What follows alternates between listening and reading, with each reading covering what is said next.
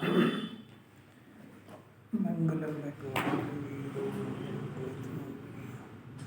मंगलम कुंकुंदाजी जयेन्द्रमस्तु मंगलम सर्वमंगलम मंगलम सर्वकल्याणकारकम प्रधानां सर्वगणां जयेन्द्रं जयतु शासनम् नमः साराय सारूप्य चक्रस्ते चित् स्वभावाय भावाय सर्वत्र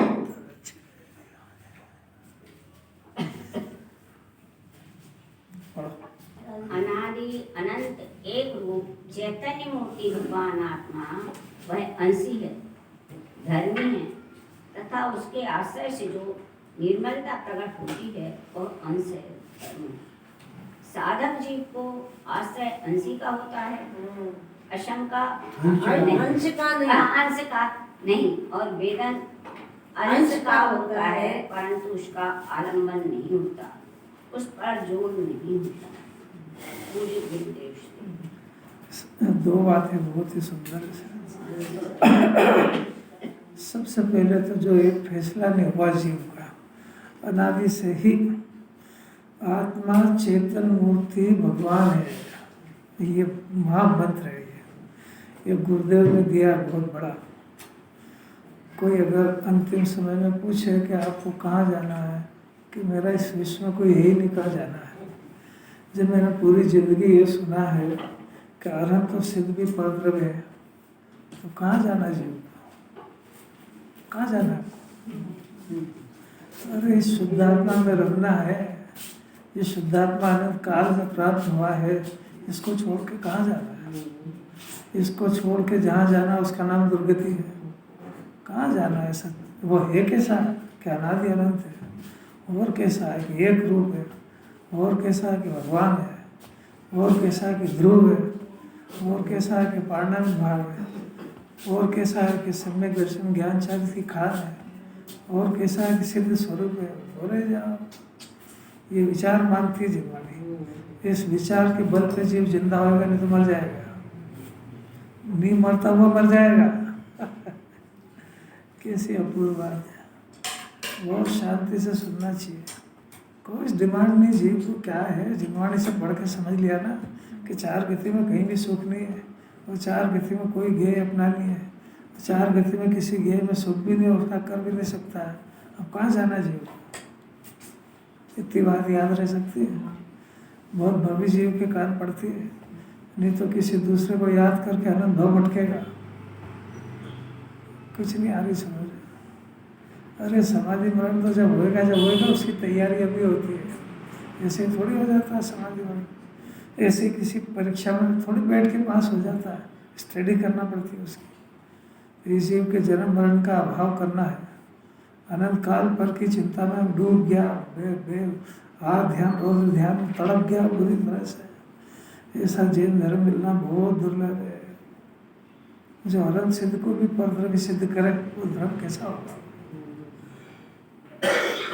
कैसी बात है कैसा आत्मा चेतन मूर्ति है, और कैसा अनादि अनंत है। अनादि अनंत मानने वाले को मरने का भय सताएगा कभी? अनादि अनंत किसके दम पे टिका हुआ है? अपने दम पे टिका है, अपने पास सारी सामग्री है, अपने अनंत गुण है। याद नहीं रहे तो कोई बात नहीं, पर भाव ख्याल में रहना चाहिए। चेतन मूर्ति अंशी है, सम्यक दर्शन ज्ञान चारित्र ये तो निर्मल परिणाम है, ये नए प्रकट होते हैं। और आत्मा अनादि अनंत है, तो नया प्रकट होता है, उसकी वैल्यू जैन दर्शन में नहीं है। जो अनादि अनंत है उसकी वैल्यू है। और ये चिंता तो है कि अनादि अनंत के ही नहीं, मेरे तो धर्म चाहिए। और धर्म तो नई पर्याय पैदा होती है। जो अनादि अनंत है, शाश्वत है, उसको तो याद करो। ये गुरुदेव से सीखना चाहिए। एक ही विषय था, ध्रुव शुद्ध कारण परमात्मा।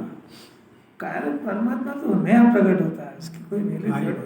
कार्य परमात्मा तो प्रकट होता है, कार्य परमात्मा। हाँ तो और क्या कह रहा हूँ, कार्य तो कह रहा हूँ। कारण ध्रुव अनादि अनंत है, ध्रुव अनादि अनंत है। अनादि अनंत का वजन दो, वो लॉजिक दिया उसका कि पर्याय के आश्रय से पर्याय नहीं होती है, द्रव्य के आश्रय से पर्याय होती है। सम्यक दर्शन के आश्रय से सम्यक दर्शन नहीं होता है, ध्रुव आत्मा के आश्रय से होता है। और नया प्रकट होने पर ज्ञान में किसी कला प्रकट हो जाती है कि वो नई पर्याय प्रकट है, उसको नहीं देखता है, अगर उसको देखे तो गिर जाएगा वो। कैसी अपूर्व बात है, मोक्ष मार्ग कैसे सुनने को इस जीव को मिले, इसको अभी यही समझ में नहीं आ रहा कि जिनवाणी मेरे से कौन सा होमवर्क करा रही है। जिनवाणी पर्याय के गीत नहीं गा रही है, जिनवाणी द्रव्य के गीत गा रही है। कोई चिंतन का विषय आया क्या? आया भी कि खाली सुन के जाना है। अनादि अनंत एक रूप चेतन मूर्ति और शब्द नहीं मानते, ये अंशी है, अब धर्मी है, एक ही नाम थोड़ी हो सकता। कारण परमात्मा है, त्रिकाल है, एक रूप है, गुण अनंत है और रूप एक है। मैंने सारे गुणों को पी के बैठा है। सिद्ध भगवान की पर्याय तो निर्मल जब होगी तब होगी, तब अनंत काल चलेगी, पर आत्मा तो अनादि अनंत है। कैसी बात है, अनादि अनंत धर्मी है, इसके आश्रय से निर्मलता प्रकट होती है। जीव समझ गया उल्टा, धर्म तो करना है, हाल तो धर्म में सम्यक दर्शन ज्ञान चारित करना ये समझते ही नहीं है, और धर्म करना है। अब होता क्या है, सम्यक दर्शन ज्ञान चारित की निर्मल पर्याय को धर्म कहते हैं, और सम्यक दर्शन ज्ञान चारित को धर्म कहते हैं। और ये सम्यक दर्शन ज्ञान चारित पर्याय है कि द्रव्य, ये सिर्फ मुमुक्षु की आवाज है। जगत में कोई जानते ही नहीं द्रव्य पर्याय क्या होता है, क्या होता है, पूजा करो धर्म हो गया खत्म। अरे क्या हो गया उसको? ये बात सुन के इसको लगता नहीं कि मैं कितनी अद्भुत बात सुन रहा हूँ। सम्यक दर्शन ज्ञान चारित्र, इसका दूसरा नाम धर्म है। धर्म का दूसरा नाम सम्यक दर्शन ज्ञान चारित्र है। शास्त्रीय शब्दों में इसको निर्मल पर्याय कहते हैं, शास्त्रीय शब्दों में इसको वीतराग परिणाम कहते हैं। और ये वीतराग परिणाम एक नया पैदा होता है, और इसका नाम पर्याय है। और ये पर्याय अपने द्रव्य के आशय से पैदा होती है, और द्रव्य की अगर चर्चा करो ही नहीं तो इसके पैदा होने के कोई चांस नहीं है।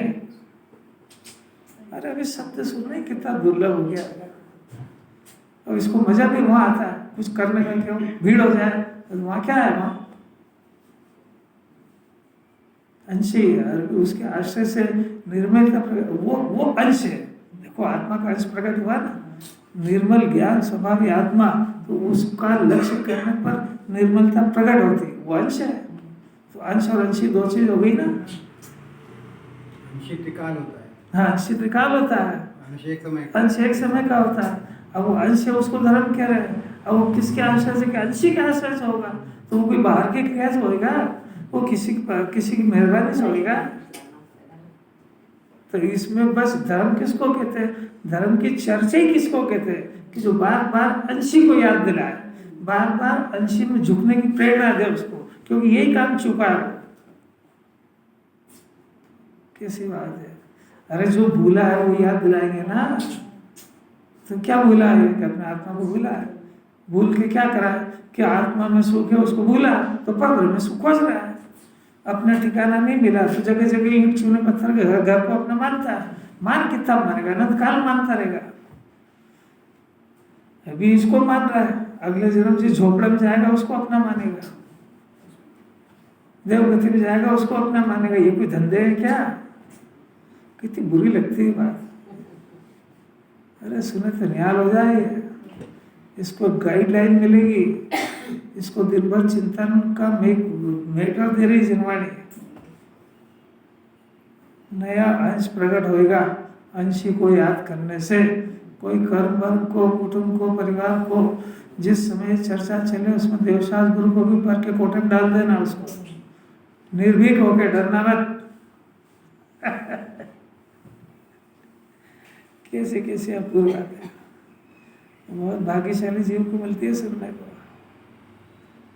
अगर अंश ही अंश की चर्चा करोगे तो बहुत भव्य जीव हुआ, तो उसको प्रश्न होगा अंश से क्या होता है, अंश पैदा कैसे होता है, वो बात करो आप।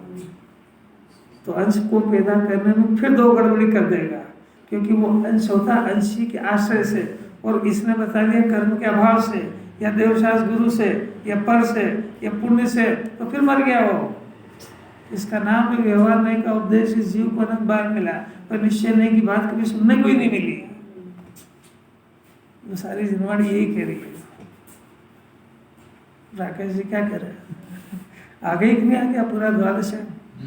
अंश की बात करो, उससे होएगा क्या? अंशी के आश्रय से पैदा होता है, तो आप खदान की बात करो ना। आप मेरे को रोटी दे दे के पेट कब तक भरोगे? आप ये बताओ ना कि रोटी बनाई कैसे जाती है, कमाई कैसे जाती है, और अपने स्वावलंबन करो। कैसी अपूर्व है। कब तक आता रहेगा जीव भगवान के पास से सुख दे दो, सुखी कर दो, सुख? अरे वो क्यों करेंगे वो? ये इस विश्व का मार्ग ही नहीं है।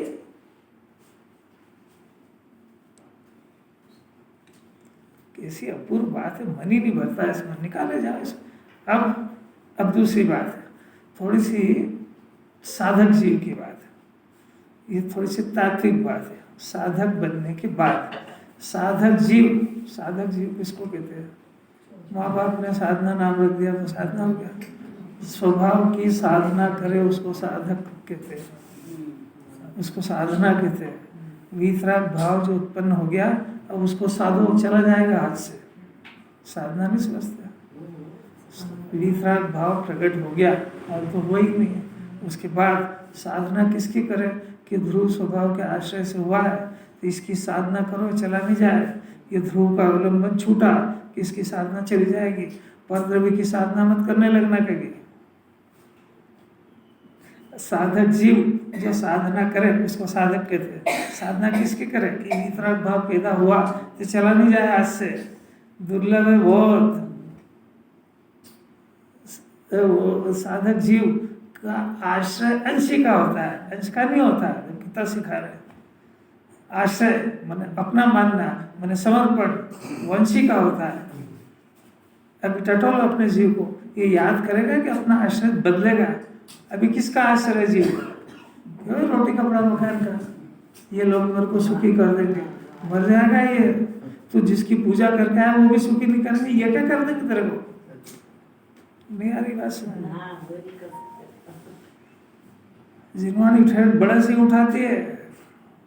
तेरे को पंच परमेष्ठी जिसकी पूजा करके आया है उनने बोला क्या कि हम सुखी कर देंगे? तो फिर तू किसके भरोसे रहता है? मेरे को बच्चा सुखी कर देगा, मेरे को डॉक्टर देखेगा, ये देखेगा, कृपया कर दो। और काय की कृपा कर दो? वो खुद ही भिखारी है। इतना पावर चाहिए ज्ञान के अंदर। ये ढीले ढीले जीव का पुरुषार्थ नहीं है। ये भगवान के बराबर जो अपनों को सोचता है उसका मार्ग है। कैसा कठिन पड़ता है, क्या करें। साधक जीव को आश्रय अंशी का होता है। साधक जीव से सीखना चाहिए इसको। साधना जो करते हैं साधक जीव उन्हें मोक्ष मार्ग में प्रवेश कर चुके हैं, जो मोक्ष मार्ग में निरंतर आगे बढ़ रहे हैं। ऐसे चौथे गुण स्थान से लेकर 5वें 6ठे तक और निर्विकल्प अवधि पूर्वक भी उसमें लगे हुए साधना कर रहे साधक जीव उसको कहते हैं। उनको भी जब आश्रय अंशी का होता है, अंश का नहीं होता है, तो तू तो अंश का भी आश्रय नहीं ले रहा, अंशी का भी नहीं ले रहा, तू तो संयोग करने के उदय के भरोसे बैठा है, डूब जाएगा। बहुत खतरे में है जी। खतरे से बाहर आ जाएगा जिन्होंने सुनेगा तो। जरा अपने अंतर को मिलाना चाहिए भाई। आश्रय तो ले रहा है तो बात पक्की है कि ले ही नहीं रहा है। काय के लिए? सुखी होने के लिए। अब प्रश्न अपने आप से करो, किसके भरोसे है? रोटी कपड़ा मकान उधर वाले, और ये तो गजब हो गया। साधक जीव को आश्रय अंशी का होता है, अंश का नहीं होता है। और वेदन यानी वो जो सुख पैदा हुआ वो अंश का मैंने जो पैदा हुआ उसका होता है। अभी जीव को वेदन होता है कि नहीं? क्या अभी दुख का होता है? क्यों होता है? क्यों? प्रकाश है इसलिए। अब ये भी नहीं समझता अभी दुखी है कि नहीं, और दुख का कारण क्या है कि वो पर का आश्रय है ना, इसलिए दुख पैदा हो रहा है और उसका भोग हो रहा है। अरे कैसे एक एक बात समझना है कि नहीं? वेदन हो रहा है कि नहीं अभी जीव को? अनंत भगवान को वेदन हो रहा है कि नहीं? उनको अनंत सुख का हो रहा है तो अज्ञानी को अनंत दुख का होना ही चाहिए। तर्क से न्याय से बात है। आत्मा है ना, वो भी आत्मा, ये भी आत्मा। अब उनको अनंत सुख है, इसको अनंत दुख होना ही चाहिए। तो अब कारण ढूंढो, उनको अनंत सुख क्यों है? तो उनको त्रिकाल शुद्ध आत्मा का आश्रय है, तो जिसका आश्रय उसमें से अनंत आ रहा है। अब इसको आश्रय किसका है कि इसको आत्मा को तो छोड़ा हुआ है, तो सुख स्वभाव को छोड़ने पर कौन जीव सुखी होएगा? कि मार्ग ही नहीं है दुनिया का। अगर इसको सुखी होना है तो सुख के अंश को स्वीकार करना पड़ेगा कि नियम है कि हाँ नियम है, कि शर्त है कि हाँ शर्त है, कि कभी बदलेगी कि अनंत काल नहीं बदलेगी, तेरे को दिल बुद्धि बदलना पड़ेगी। यहाँ पर एक प्रश्न है पंडित जी मेरा, वेदन अंश का होता है, वेदन एक समय की पर्याय का होता है, अंश का होता है, वो अंश अंश से भिन्न तो है नहीं, मतलब दो अलग अलग फाड़े तो है नहीं, एक पर्याय अलग अंश अलग है और एक द्रव्य अंश अलग है। तो जब वेदन पर्याय का होगा तो पर्याय से अभिन्न द्रव्य का भी तो होना चाहिए कि नहीं? कोई अलग फाड़ तो है नहीं कि उसका वेदन के लिए ऊपर वाले पार्ट का और अलग नीचे वाला पार्ट अलग है। अब आपको कहना क्या है इसमें? मतलब उन्होंने बोला कि मैं पर्याय का वेदन जो होता है ना खाली अंश का होता है, अंशी का नहीं, क्योंकि अंशी का तो आश्रय लिया है, पर अंशी का वेदन नहीं होता। तो ये मेरे को प्रश्न आ रहा है कि भाई एक समय की पर्याय का जो है वेदन हो रहा है, तो वो उसके साथ अभी जो द्रव्य है उसका भी तो वेदन होना चाहिए ना, द्रव्य का। देखो द्रव्य का वेदन यदि होगा तो द्रव्य किसी दिन खाली हो जाएगा। द्रव्य किसी दिन खाली हो जाएगा, उसमें से अगर आएगा तो पहले सुनना शांति से जरा।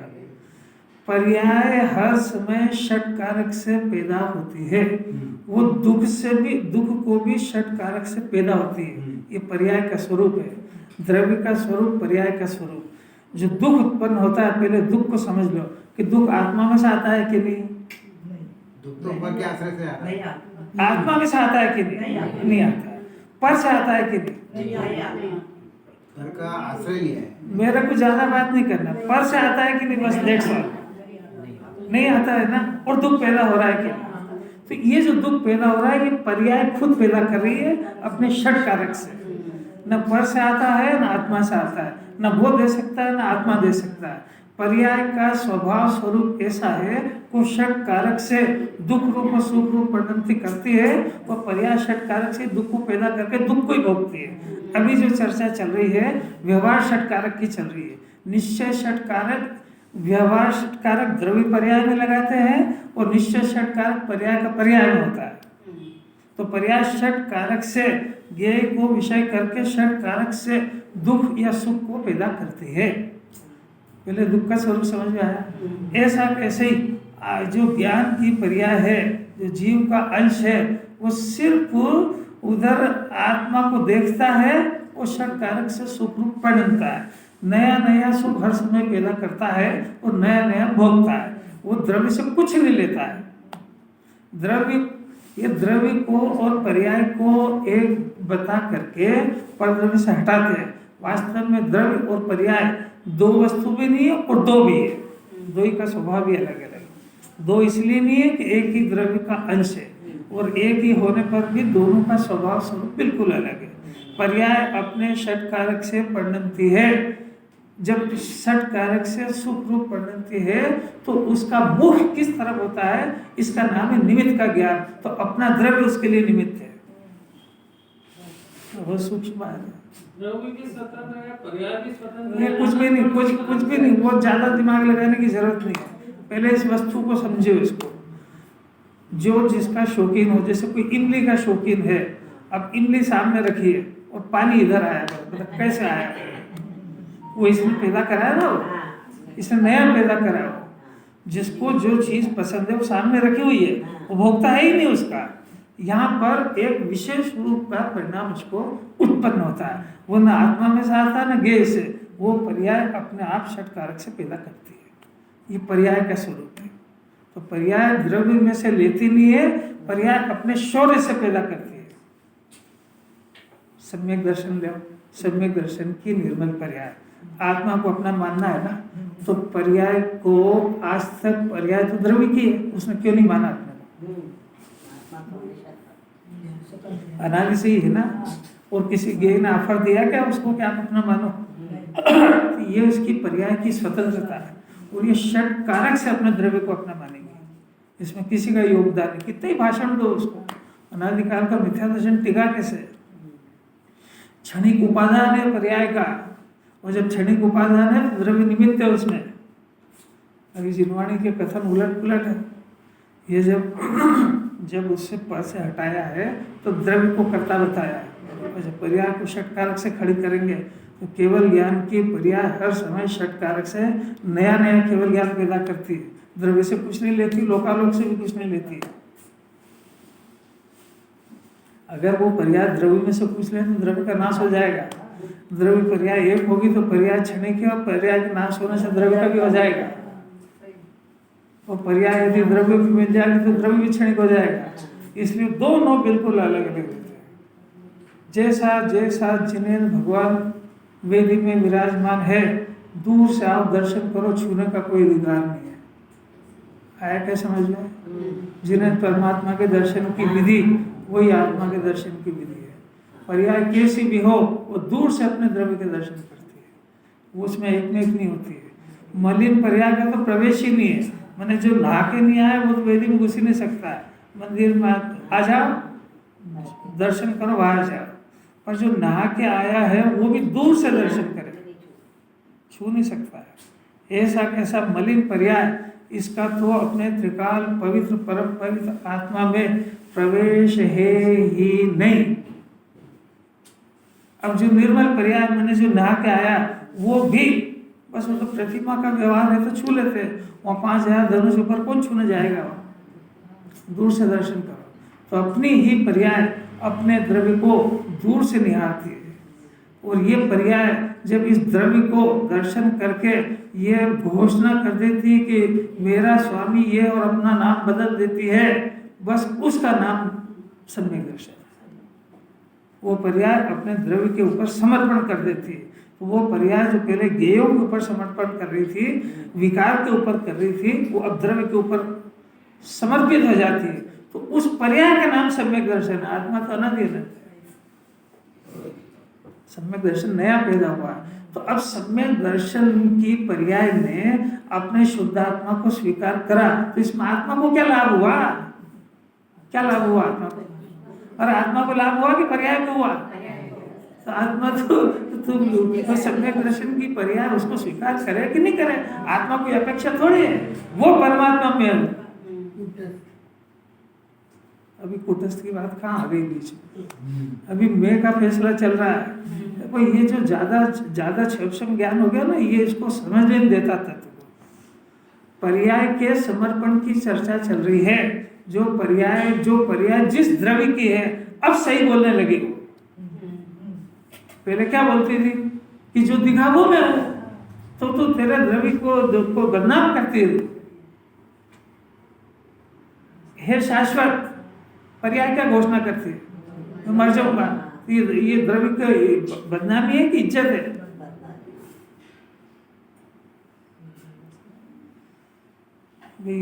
भाषा की तो इतनी मर्यादा है, सारा काम तो प्रैक्टिकल है। एक वो आप भी आता है कि पर्याय का और द्रव्य क्षेत्र काल भाव दोनों, वो आप कर्णन योग का विषय है, उनसे समझना। यहाँ तो इतना है कि वो पर्याय है, और यदि वो अपने द्रव्य को स्वीकार करे तो मोक्ष मार्ग की शुरुआत होती है। That's all. सरल को कठिन करने का कष्ट मत करो और उलझ जाओगे उसमें। एकदम दो टप्पी बात है। ये पर्याय ये भी जीव ही है, ये पर्याय व्यवहार जीव है, द्रव्य निश्चय जीव है, और ये जीव अपने से रूठ गया है। बस इतनी सी बात है। जो ज़्यादा ज्ञान की जरूरत नहीं है, इतना सा ज्ञान चाहिए कि छिलका अलग है, दाल अलग है, मोक्ष मार्ग हो जाता है उसमें। इतना सरल जैन धर्म है, वो भूल गया बस इतना सा। और वो भाई से पूछा क्या करेगी, छिलका अलग कर। इतने में तो याद आ गया कि ये जो है ये छिलका है, ये बारदान है, ये मलमूत्र का ढेर, ये मैं नहीं हूँ। वह मेरा अनादिकाल समझ में आ जाएगा कि जो मैं नहीं हूँ उसकी चिंता में काल बर्बाद हो गया।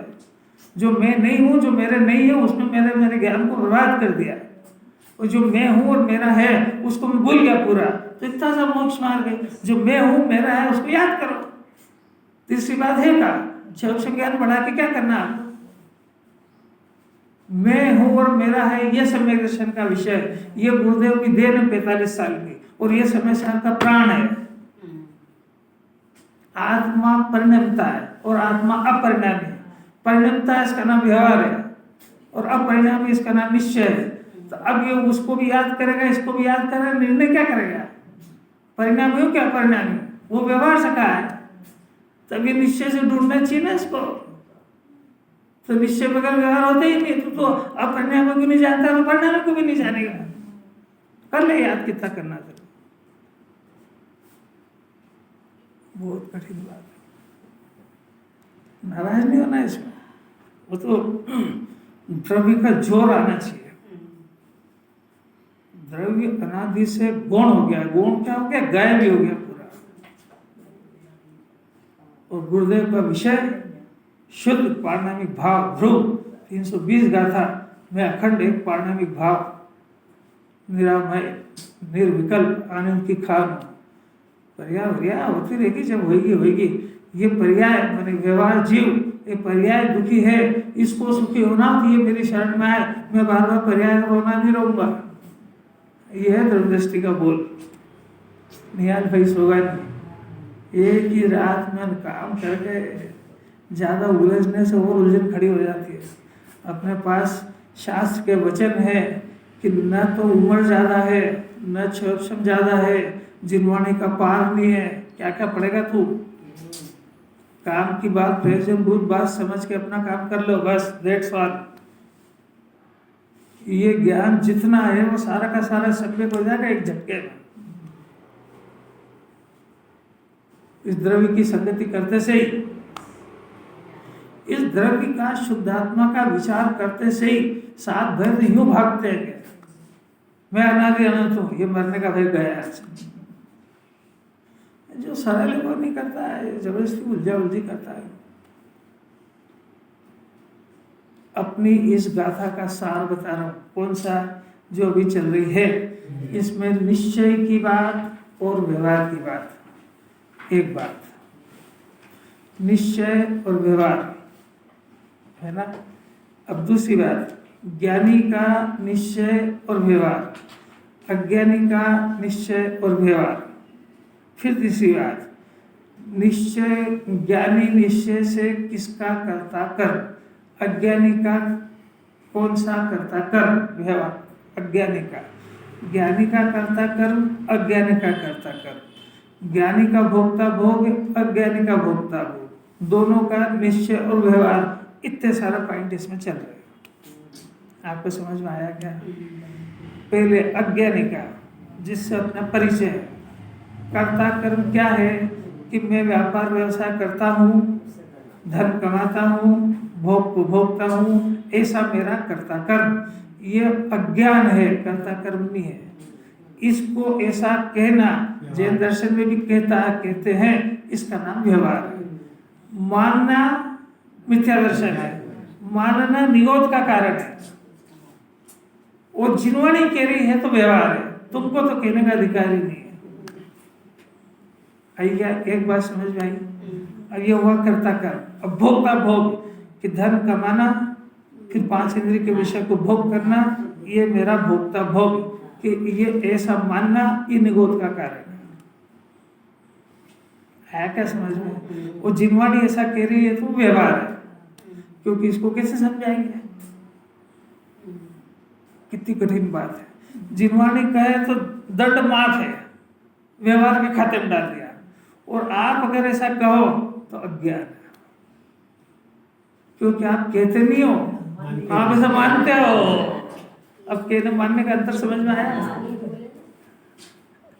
47 शक्तियां याद करना अलग बात है, और उसका भाव उतारना वो अलग बात है। याद नहीं रहे, उम्र के हिसाब से, मेमोरी हिसाब से याददाश्त जा भी सकती है, पर उसका भाव नहीं जाएगा, भाव अंदर रहेगा उसका। नहीं आ रही समझ में? भाई उम्र के हिसाब से पत्नी को, बच्चों को भूल जाए, मेमोरी चली गई उसकी, वो याद ही नहीं कर पाए, पर उसके भाव ख्याल में रहता है। उसका भाव अलग बात है, मेमोरी अलग बात है। तो ये याद कराया इसलिए था कि इसका भाव वाचन करेगा, और भाव वाचन करेगा तो अजर अमर पद को पाएगा। एक बात समझ में आई? कर्ता और भोक्ता, जिनवाणी कहे तो व्यवहार, आप कहो तो अज्ञान, क्योंकि आप खाली कहते नहीं हो, आप मानते हो। जिनवाणी जो कहती है मैंने आचार्य कहते हैं, ज्ञानी कहते हैं, तो उनको निश्चय का पता है कि ये जीव इसमें तन्मय नहीं हुआ है, इसलिए ये इसका करता वर्ता ये मानता, पर ऐसा वस्तु स्वरूप नहीं है, इसलिए वो ऐसा वस्तु स्वरूप ख्याल में रख करके तुमको व्यवहार कहते हैं। हम क्या करते हैं कि हमको उसमें तन्मय हुए नहीं हुए इसका तो अता पता है नहीं, और हम इसका 100% कर्ता और भोक्ता मानते हैं। आपको समझ में आया क्या?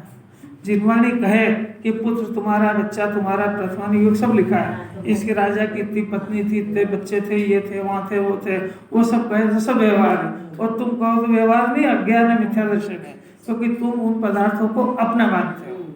किस किस को? पत्नी को, बच्चे को, घर को। अब इसकी किस किस की लिस्ट ले? अज्ञानी का निश्चय नहीं होता। अज्ञानी का निश्चय अभी बताते हैं कि वो जो कर्ता और जो भोक्ता है, तो अज्ञानी का निश्चय ये है कि वो अपने परिणामों का करता है, पदार्थ का करता नहीं है, और निश्चय से वो अपने परिणामों का करता है। समझा है? और निश्चय से अपने परिणामों का करता है। अभी आगे इसको व्यवहार में डालेंगे, अभी निश्चय से उन दो में भेद ज्ञान कराना है। तो अज्ञानी जो है वो रोटी बनाता नहीं है, रोटी बनाने का भाव करता, ये निश्चय है, ये राग है। कर्ता करना है, समझो, इच्छा करता है, इच्छा करता है, क्योंकि वो इच्छा इस जीव के साथ तन्मय है। निश्चय की परिभाषा क्या? क्षणिक तादात्म्य संबंध, यानी वो अज्ञानी है जब तक वो ज्ञान को नहीं जानता, तब तक वो इच्छा को स्व जानता है, यानी राग को स्व जानता है, तो निश्चय से वो राग का करता है, और राग दुख स्वरूप है, तो उस दुख का भोगता है। आया क्या समझ में? अज्ञान है भोक्ता, कर्ता किसका है? राग का, भोक्ता क्या है? दुख का। कौन? अज्ञानी।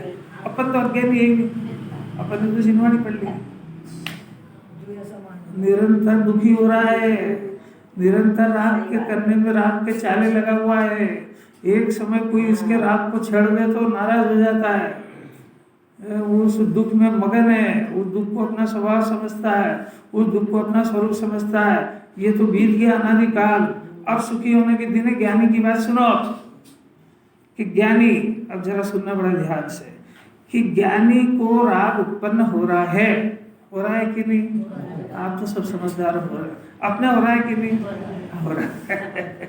तो अपन जो है अज्ञानी जीव इस राग के कर्ता कब बने, और ज्ञानी अपने ज्ञान स्वभाव को पहचान गया कि मैं ज्ञानमय हूँ, तो ज्ञानमय हूँ तो ज्ञानमय हूँ, ये तो वह द्रव्य आया समझ में।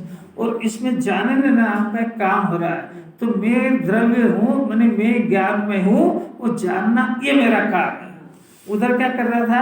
राग करना, ये मेरा काम है। अब समझ में आया? भाई ज्ञानमय आत्मा है तो द्रव्य हुआ, तो इसमें कोई काम होगा कि नहीं? तो काम होगा कि क्या होगा? कि जानने का होगा। तो मैं जानने के काम का करता हूँ, राग भी जानने में आ रहा है, रोटी भी जानने में आ रही है, ये भी जानने में आ रहा है, मैं इस ज्ञान का करता हूँ, जानने की क्रिया का। राग का करता थोड़ी हूँ, ये ज्ञानी का करता कर्म। ज्ञानी करता किसका है? कि ज्ञान का। कर्म क्या है? कि जानना उसका कर्म है। राग को जानने का काम करता है, राग को जानने का करता हुआ। हाँ, मतलब करता हुआ ना, राग को जानने का। ज्ञानमय आत्मा ज्ञान का करता है, उसका कर्म ज्ञान है। अब कर्म में जो भी पदार्थ जानने में आ जाए, राग भी जानने में आता है, लोकालोक भी जानने में आता है, घर भी जानने में आता है, तो जानने रूप में काम हुआ, वो किसको जाने? कि वो जो भी जानने में आए, उसका कर्म क्या? कि जानना उसका कर्म है, कार्य उसका क्या? कि जानना उसका कार्य। अब वो कौन किसको जानना? कि जो भी हो, उसका तो स्वभाव है। क्योंकि राग को चुन क्या करता है? क्या जिस गेट को देखता है उसी के पीछे मचलता है। तो राग करना कर्म माना ना इसने। अरे समझ गया, आपको कोई जरूरत नहीं निश्चय व्यवहार की समझने की। आप क्या कर रहे हो ये देखो, ज्यादा दिमाग लगाने से जिनवाणी समझ में नहीं आती है। आप क्या कर रहे हो ये देखो, और ज्ञानी से कुछ सीखना हो तो सीखो। यहाँ जिनवाणी में ज्ञानी क्या करता है, अज्ञानी क्या करता है, ये याद नहीं करा रहे, आपको ज्ञानी बनने की विधि बता रहे हैं कि आप इस विधि से ज्ञानी बन सकते हो। आपको बनना हो तो बनो, नहीं तो याद करके जाओ अगले जन्म। क्या सिखा रहे, क्या सीखता है? ये ज्ञान नाम का, जानने नाम का काम हो रहा है, वास्तव में इसका काम है। राग करना इसका काम नहीं है। और राग करने में वो ज्ञान में जो ज्ञेय जानने आया है, उन ज्ञेय को जाने इतना तो ठीक है, उस ज्ञेय को मेरा बनाना ये इसका काम नहीं है। ये मूर्खता, अज्ञान, निगोद का कारण है, क्योंकि इसकी नीयत खराब है। जगत के पदार्थों को अपना बनाना चाहता है। जानने रूप काम का करने का कहा था, क्योंकि इसका स्वभाव है। पर जो जानने में आया था उस पर कब्जा करना, ये स्वभाव नहीं है इसका। अब आपको क्या करना निश्चय व्यवहार की भाषा में उलझ के?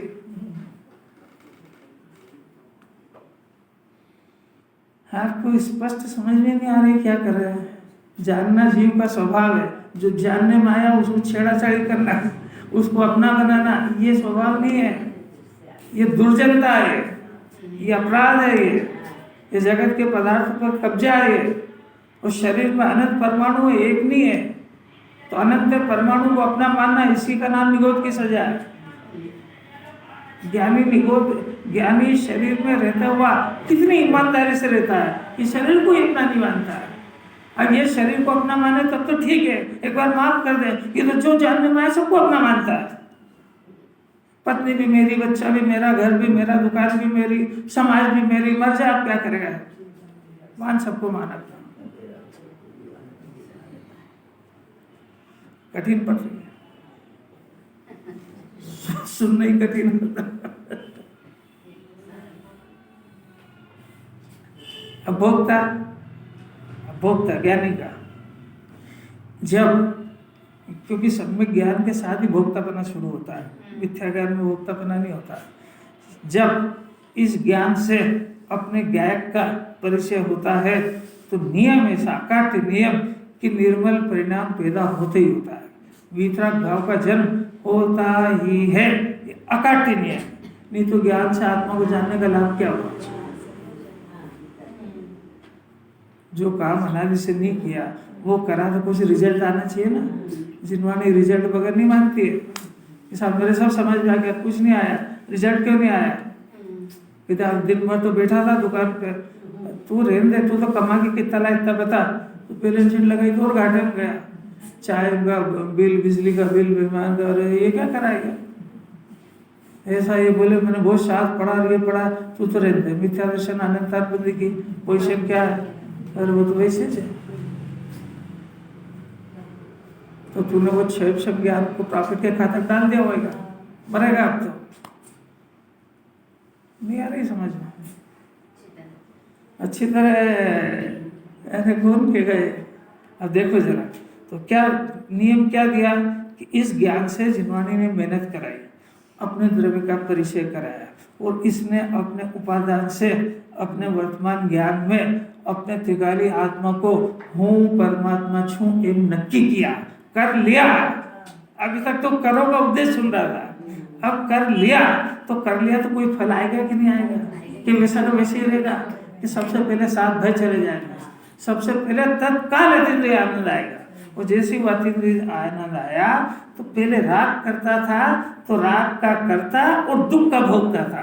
अब अतीन्द्रिय आनंद का करता और अतीन्द्रिय आनंद का भोगता हो गया। ज्ञान गायक, ज्ञान का करता, वीतराग भाव का करता, और भोगता किसका? इन अतीन्द्रिय आनंद का। नियम से अतीन्द्रिय आनंद को भोगता। ये काम करा तो अरहत सिद्ध जैसा चालू हो गया। अब उसको मनी दशा होने की कोई जल्दी नहीं है। अरहत सिद्ध जो काम कर रहे हो तो यहाँ शुरू हो गया उसके। ज्ञान का करता, आनंद का करता, अतीन्द्रिय आनंद का भोगता। जगत का ज्ञाता, जगत से क्या काम है? शरीर का ज्ञाता क्या करता? कर्ता बनने की वजह से तो निगोद चला गया।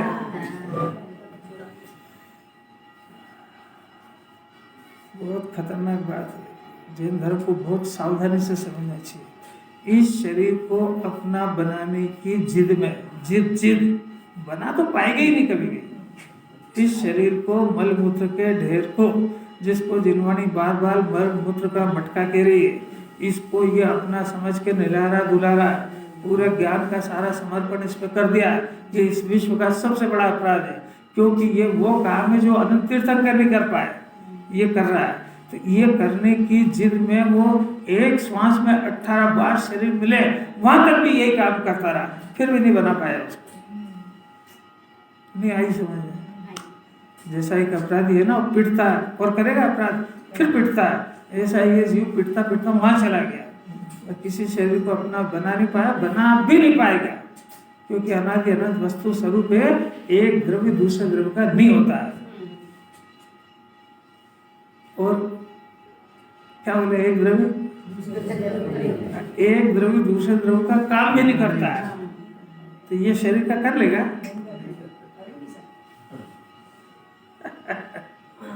और जब तेरी करने की बुद्धि है तो तेरे ज्ञान को सेट करे ना, ये काम दे तो रहे। और तेरे को करना ही है तो वितराग भाव का कर्ता बने ना, राग का कर्ता क्या बनता है? करना ही है ना तेरे को, तो करके बता। जो नहीं कर सकता वो करने की जिद में, वो जो कर सकता वो करता नहीं है। कोई भी बात समझ में नहीं आ रही। घड़ी भाग रही है, ये मेरा पूरा हो गया, मेरे हिसाब से पूरा हो गया, सार पूरा क्रीम पिला गया। देखो इसी प्रकार पेज नंबर 499 ऊपर अपन ने कर्ता कर्म भोक्ता भोग का व्यवहार सिद्ध कर रहा था। इसी प्रकार आत्मा भी पुण्य पापादि रूप जो पुद्गल द्रव्य परिणामात्मक उद्गल द्रव्य के परिणाम स्वरूप कर्म उसको करता है। काय से करता है कि काय वचन मन रूप, ये तीनों सुनार के हथौड़ी की जगह पे ये जीव जो 8 कर्म बांधता है कि मन वचन काय उसका औजार है। अब ये भी सब पुद्गल है, उनके द्वारा करता है। काय वचन मन रूप जो पुद्गल द्रव्य के परिणाम उनको ग्रहण करता है।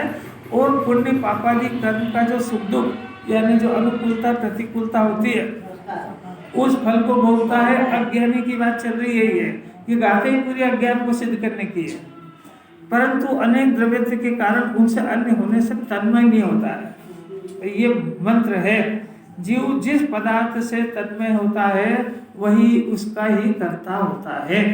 बाकी को कर्ता कहना इसका नाम व्यवहार, कहना और उसको वैसा मानना उसका नाम मिथ्या दर्शन। इसी जिनवाणी को पढ़ के ज्ञानी भी बनते हैं और इसी का अर्थ नहीं निकालने से अज्ञानी भी बनते हैं, क्योंकि वो तन्मयता की परिभाषा समझे बगैर जिनवाणी की व्यवहार की भाषा बोलना सीख जाता है। बोलने लगेगा शरीर तो पर है, कुटुंब परिवार तो पर है, मैं खाता थोड़ी हूँ, सब बोलना सीख जाएगा। ये इसका बोलना ये निगोड़ की तरफ पाँव है इसका बोलने के अभ्यास को सत्य समझना, तो सत्य समझना बाकी रह गया, बंद हो गया उसका। इसलिए निमित्तिक भाव को कर्ता कर्म भोक्ता भोग का व्यवहार है। अब निश्चय की बात चलेगी, बस कल पूरा कर देंगे, चिंता मत करो।